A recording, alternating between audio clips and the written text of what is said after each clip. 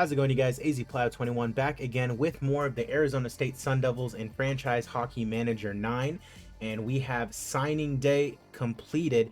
Now, I went ahead and I did the entire draft, but what I did was I didn't go through every single player.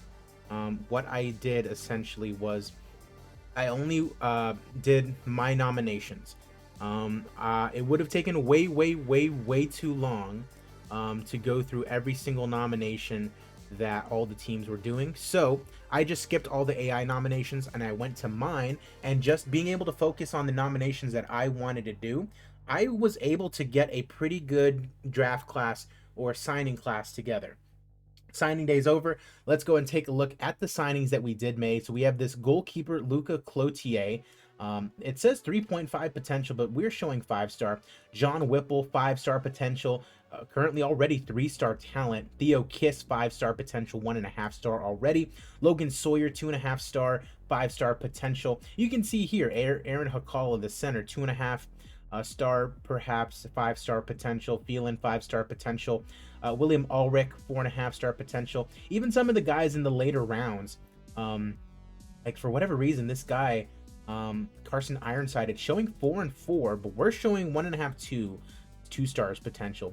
This Elias Stenman guy, it's showing 2.5, 3-star potential, but I believe that's because of the current league that he's in. So do not quote me on that. Connor Gorley, this guy looks pretty good. Gustav Portillo. Overall, I feel like it was a really good draft class just because I focused on what I wanted to do. And I did not try to go after any players that had already verbally committed to any teams other than, I believe, Luca Cloutier. This guy had already verbally committed to Merrimack, but I said I'm just going to go in for him, give him a full ride scholarship, see what happens, and he agreed. After I ran out of scholarships to offer to players that I really wanted, I just, for my nomination, just said, you know what? Do you want to come to the school as a walk-on, come play for me? And a lot of the players said yes, even some of the 5-star potential guys. So in my opinion, I feel like the way that you succeed is you really want to make sure that you offer the actual scholarships to players that you think can play right away.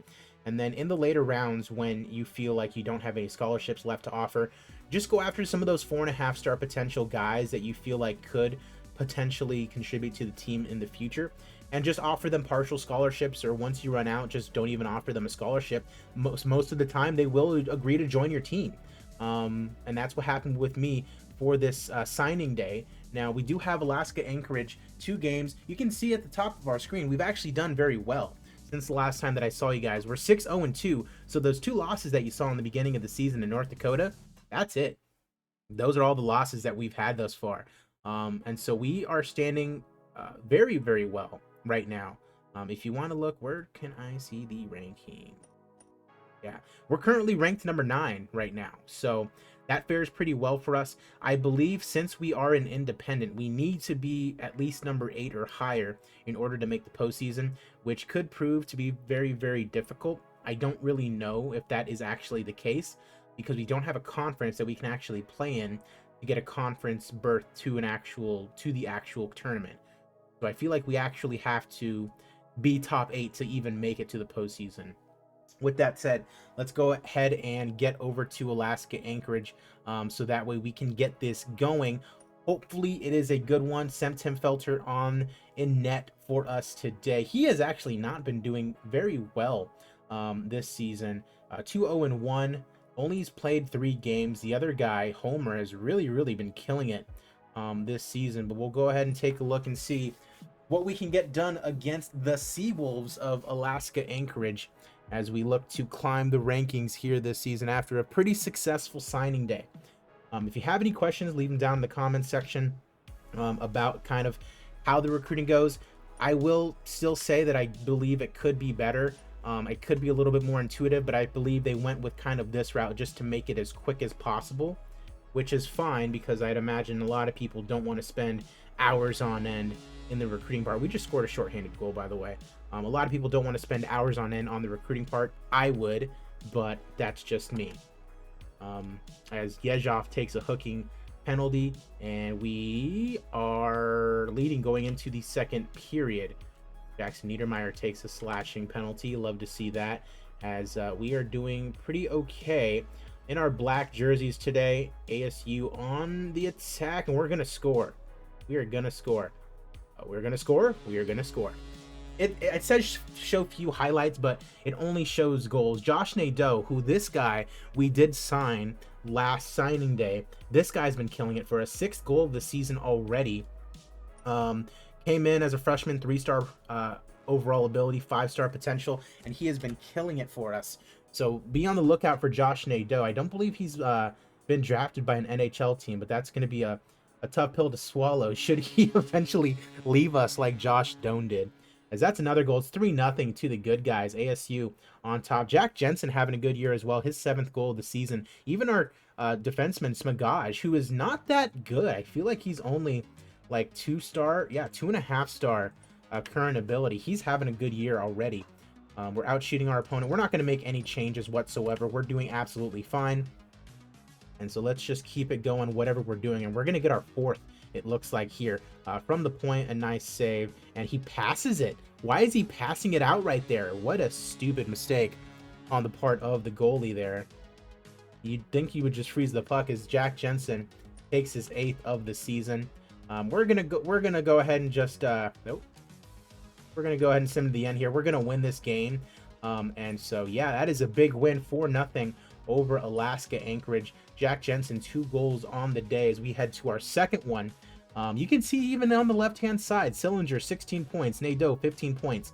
Sillinger is only one in the top 10 on points now, but Jensen having himself a good year with 8 goals already. Semtenfeldt are going to get the start here today, more than likely, in goal. Let's go ahead, go over to lineups. And Semtenfeldt is going to be starting today. Beautiful. Against the Seawolves of Alaska Anchorage, as we look to continue what has been a very successful season, a season that I did not think was going to be successful, just because we lost Doan. Yeah, pretty much that's it. Our best player on the team gone. You'd think not going to be a very good year, but we're going to take a 1-0 lead, it would appear, right at the beginning, 5 minutes exactly into the first period. A good signing day and now a couple of wins. That would absolutely be a good sign for our team, as it looks like we're going to go 8-0-2. Ty Jackson, yeah, we'll try to explain it to him. He still does not get what we're trying to do. Helgeson takes a penalty, and it looks like we might 3-on-1 here, and we're going to score. The defensive AI, I feel like, in the game is a little wonky. It is what it is. Like, what can I really do about it other than wait for hot fixes and stuff like that? But in the meantime, we're winning 2-0 ASU early on here in the second period, and that is a very nice save there from the Alaska Anchorage keeper, and we immediately get that 3rd. So it looks like this is going to be the end for Alaska Anchorage. We're going to just send to the end. It's a 6-1 win for ASU on this one, Alaska Anchorage. I'm pretty excited for what, the rest of this season has in store for us. We are 8-0-2. A high chance we might be able to make it to the postseason. You never know. We had a good signing day. I feel like the next time that I see you guys is probably going to be for those verbal commitments, just so I can actually show you guys kind of how I want to go about doing it. I could be completely wrong in what I end up doing, because I know the verbal commitments last year were absolutely terrible, but we'll see what ends up happening come the verbal commitment day. Appreciate you guys as always. If you have enjoyed this series, be sure to leave a like and subscribe to the channel. Appreciate you guys as always. And yeah, let's go Sun Devils.